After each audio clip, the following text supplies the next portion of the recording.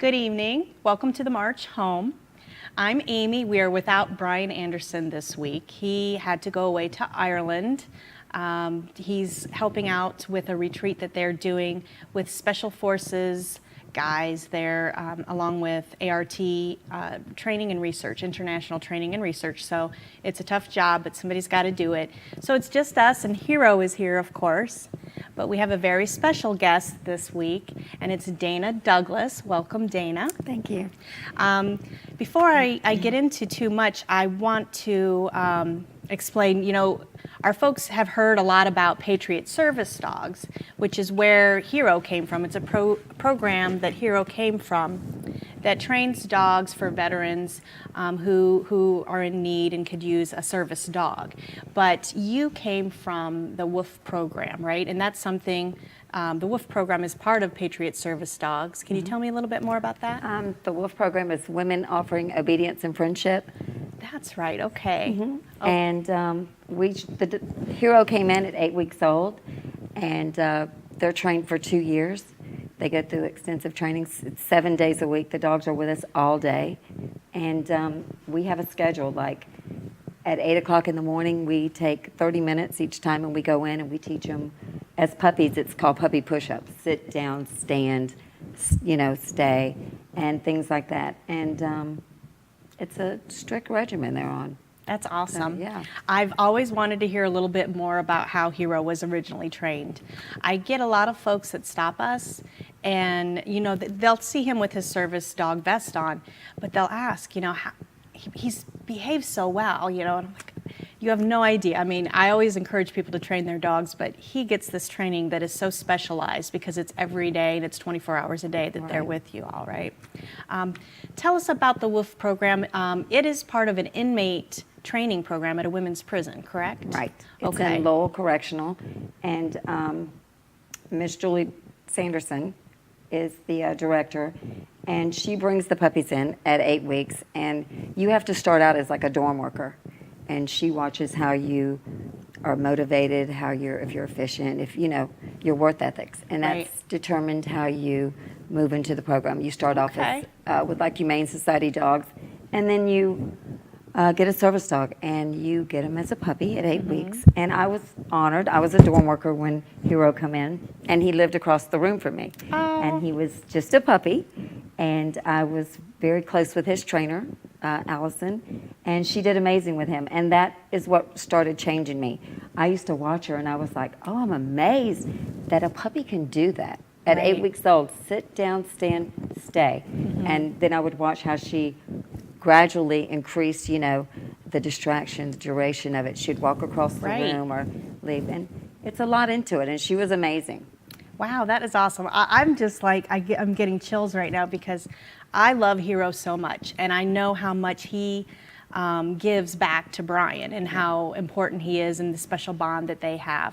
So and I've always missed out on the little puppy stage, and even I've always wanted to know about all the training that he had. So I'm so happy to have you here because you were a part of his life and a part of who he is now. So that's awesome. Yeah, and he was a good puppy. He loved to play, loves the water. Like on weekends, we used to take on Saturdays. We have a pool, and we would fill the pool up, and we would take all the service dogs out there, and they would run. And he loves the water. He is. Play. Yeah. He's a huge water boy. Water yes. baby. In fact, if we go somewhere when there's a pool, and I've told him before because I see him watching the pool, and I'll say, Hero, stay, or leave it, and he just kind of looks at me because I don't have my vest on. The water. If I don't have my vest on, I can be a dog. And then I remember the one day turned around, he's just sitting in the pool. He had quietly just stepped in, and he's just sitting there. Yeah. So he's a little stinker, but it's neat to hear stories because he was kind of, he's always been kind of that way since he was young, though, too, hasn't he? Yeah. And it's an honor to watch that and watch it grow. When you see him at 8 weeks old and you watch him grow, 8 weeks, 4 months, 6 months, and see the things that they're doing and know that what they're going on to do. People ask, well, how do you let them go after 2 years?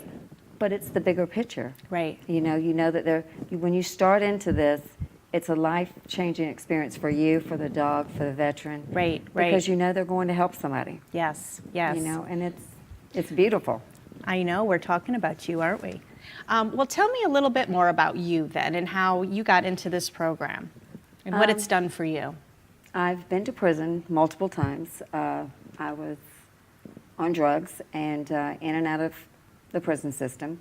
And I came back in 2012 and got stuck at Lowell. And I was in classification, and I seen a sign that said the Wolf Program. I'm like, I want to be in there. Never did I think that it would be like as big as it was. And I said, I want to do that. Right. And I signed up for it, and I made it over there. I got to the work camp, and 2 weeks later, I ended up in the Wolf Program as a dorm worker. And I wasn't the poster child for one of these programs because I had been in numerous trouble. Okay. And officers said, no, she doesn't need to be over here. But Miss Julie gave me a chance, and it changed my life. And you said they kind of look at you and see, like you said, your work ethic and, Right. and choose you for this program. Right. So, And the ladies there, we have several inmates. I don't know if I'm allowed to mention their names. The one that trained Hero, and she's actually a lot younger than me, but I learned so much from them women and from the dogs. You know, watching what they did and how big it was and what it was going to go on to be. So this program is so beneficial to these dogs and then what they're able to give to their veterans, but it's also been very beneficial to you as well. And to the whole, I think, to the women in prison, and a lot of people don't know, the whole program helps people. You know, it's changed a lot of people's view and judgment on how they see inmates. Right. You know, since these dogs go out now into the community, Right. and people are weekend raising them, and at first they're kind of like, inmates have them, but once they see and they meet, it's such a life-changing experience for everybody. Well, I would think that just having the dogs there at the prison, even the inmates that aren't involved in the program, it just gives them something, you know, something special, something to go with each day, probably. Yeah, it's definitely a morale booster. Yeah, I think that's amazing. How long did you work in the program? I mean, how long do you have? I was in the program almost 4 years. Almost 4 years. Okay.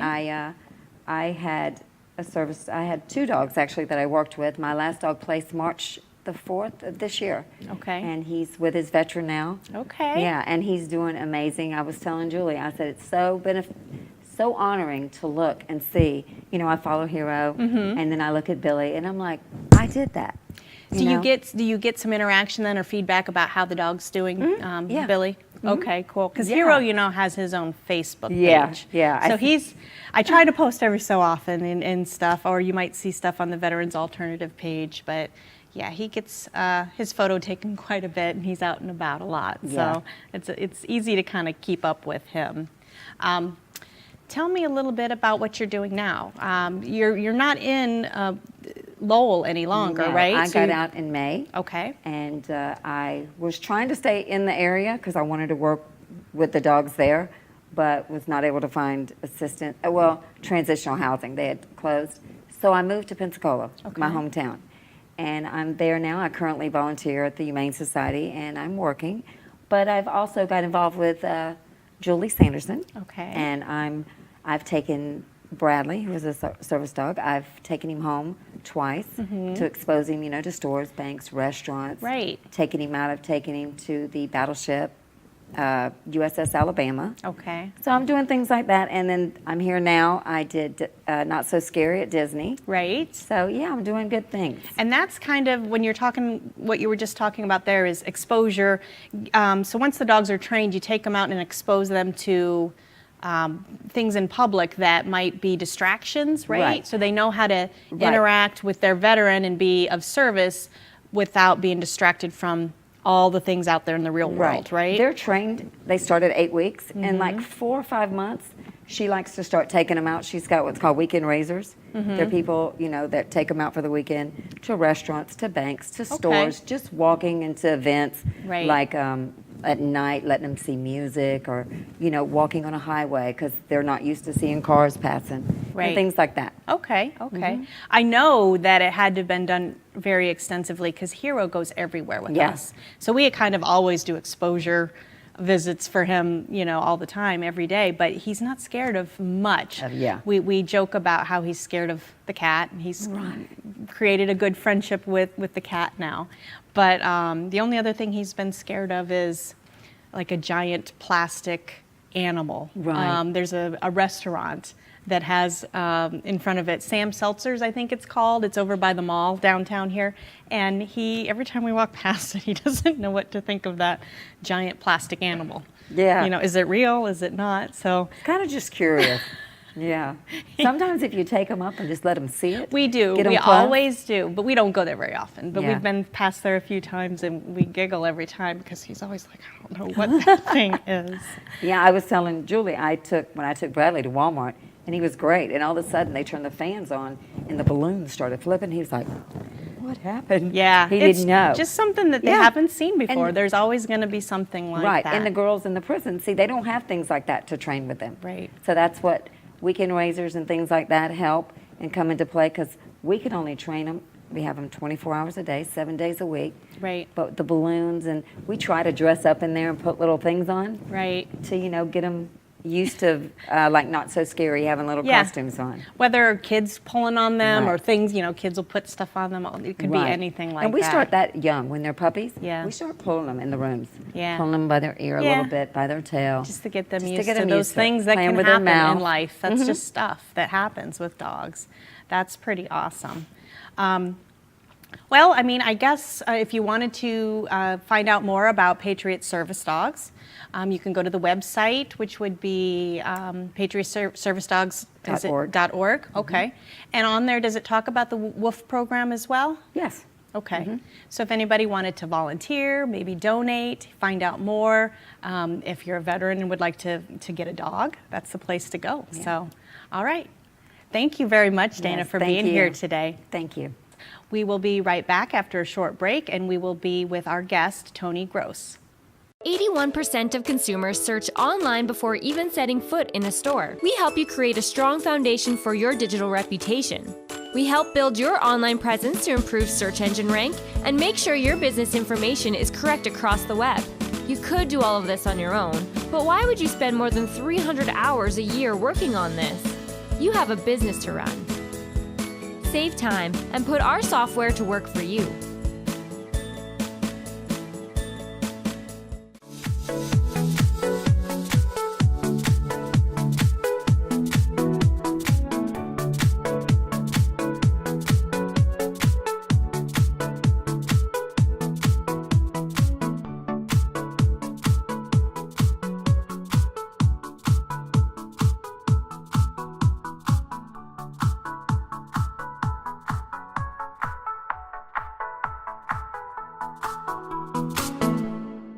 Welcome back to the March Home. I'm here with one of our very special guests, Tony Gross. And Tony, you are the president of American Gold Star Mothers of Tampa Bay, correct? Yes. Okay. Can you tell us a little bit more about that? American Gold Star Mothers is a national organization, and it is an organization made up of mothers who've lost sons or daughters who died while in service to our nation. After my son Frank was killed in Afghanistan, July the 16th of 2011, as a mother, I just needed the camaraderie of other mothers. And military death is not like a civilian death, in that a military death is a sacred type of a unique sacred type of a death. And I needed the camaraderie of other mothers who understood. So I went on the internet and I just put in Gold Star families, and I found American Gold Star Mothers. And after a period of healing through the grief process, I challenged myself to get involved with American Gold Star Mothers, and I've become the chapter president, and I have been the chapter president now for 5 years. And American Gold Star Mothers is a VSO, a Veterans Service Organization. And that means that we honor our sons and daughters' lives through service to our veterans organizations Okay. and the veterans community. I'm very glad you're here today, because I feel like there's a lot of folks out there in the public that don't understand what a Gold Star mother or Gold Star family is. Can you explain what the flags are? Yes, I would be glad to. This is the Blue Star Service flag, and the Blue Star Service flag is often displayed in the windows of our families of active duty service members. And this is displayed during times of conflict. However, at times of peace, our active duty service member families can display this in their home, but it also is a sign of veterans. So our Blue Star families are made up of active duty as well as veterans. So Okay. this can be displayed both by veterans and by active duty. Okay. But actively displayed in the front window by our military personnel during times of conflict. Okay, when they're deployed or Yes. just during times Yes. of conflict? Because you were telling me that with Brian as a veteran that we could actually have one of these Yes. displayed in the home. Yes. Right, I did Yes. not know that. That's Yes. something that I didn't know. And then the Blue Star is a sign of hope and pride. And Okay. that's a national symbol. And then right here is our Gold Star Service flag. When my son Frank was killed in Afghanistan in July of 2011, Frank's Blue Star, and we became a Blue Star family when Frank entered the military, basic combat training at Fort Benning in May of 2010. We became a Blue Star family at that time. So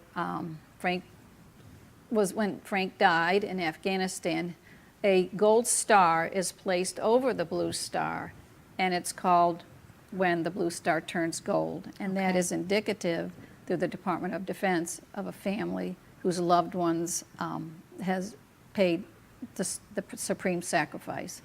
It's indicative of a military service member who has paid the supreme sacrifice for our nation.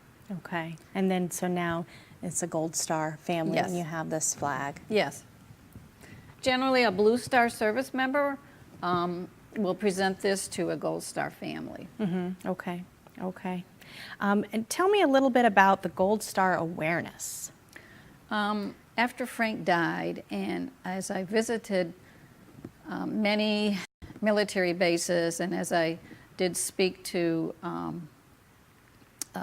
people about the service flags and the Gold Star lapel pin, which I have on, I realized that people just don't understand what it was. And this was during a time of conflict. This is when Operation Enduring Freedom was going on. Right. And the general public just did not understand, as well as our military personnel did not realize that they were Blue Star, a Blue Star family.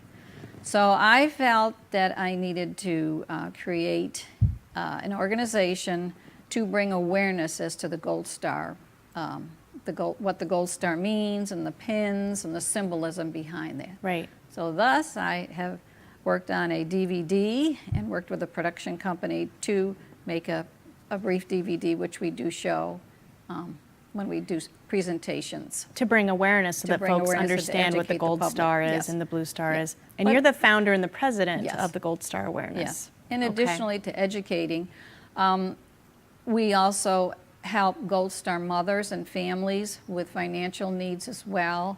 If a Gold Star family has a need, or even sometimes we'll be able to help out veteran families as well. Okay. So we'll help them out with peer support, emotional support, as well as financial support. So, as a group of Gold Star families, are you made aware when there's a new member of that group, when you have somebody who's newly Gold Star family?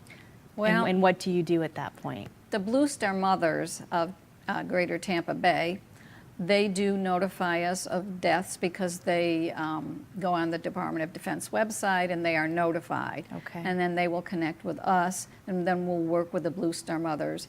And the Blue Star Mothers generally make the Gold Star flag presentation at the memorial ceremony for Okay. that fallen service member. Okay. And I'm guessing that you're there and help support the families Yes. Through the process, as you've gone through the process yourself. Yes, we have. Yeah.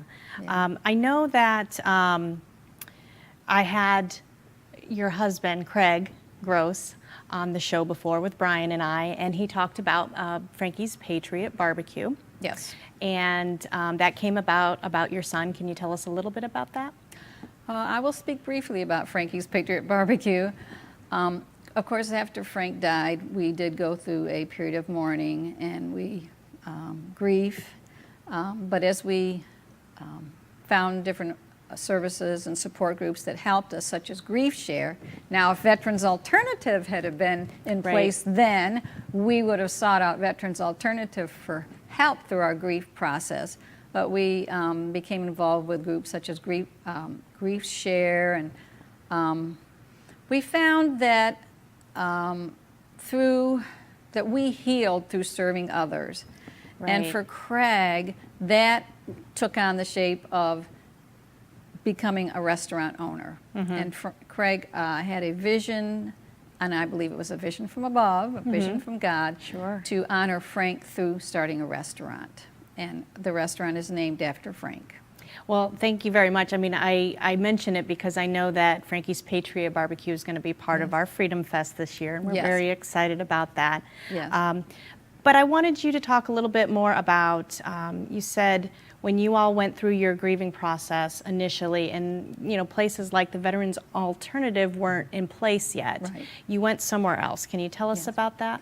We became involved with a church that offered Grief Share, which is a support group for families who are grieving the loss of a loved one. Okay. And we went through it several times because going through it once wasn't quite enough. And then we became facilitators.